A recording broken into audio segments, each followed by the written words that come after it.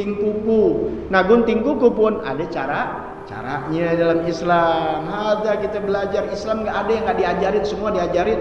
Dari sendiri sampai berame-rame, dari berdua ame bini sampai kita cebok diajarin. Dari ujung rambut sampai ujung kaki ada caranya. Islam sempurna, Islam ajaran Habibuna Muhammad sallallahu alaihi wasallam. Agama siapa? Agamanya Allah.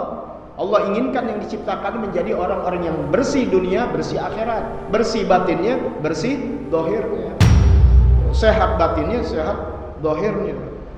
Caranya yaitu permulaan waktu gunting telunjuk.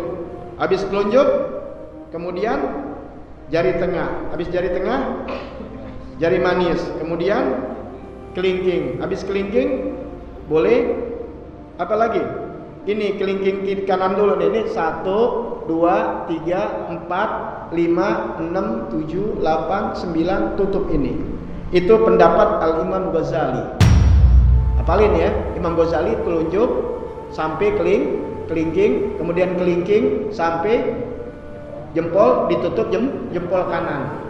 Telunjuk kanan pemula, tutup dengan jempol kanan. Paham tadi? Itu Imam Ghazali. Adapun Al-Imam Nawawi dimulai tetap dari telunjuk sama. Kemudian ini ditutup dulu. 1, 2, 3, 4, kemudian tutup jempol. Baru ini mulai. Itu Imam Nawawi. Kalau Imam Ghazali telunjuk ngabisin. Baru ditutup sama ini. Paham ya?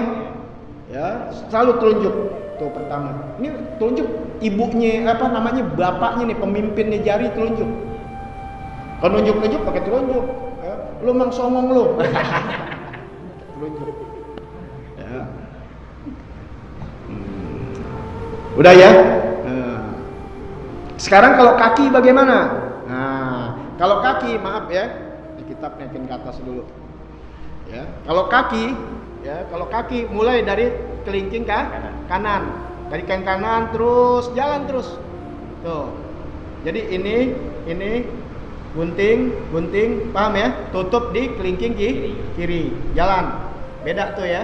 Gitu. Ada caranya.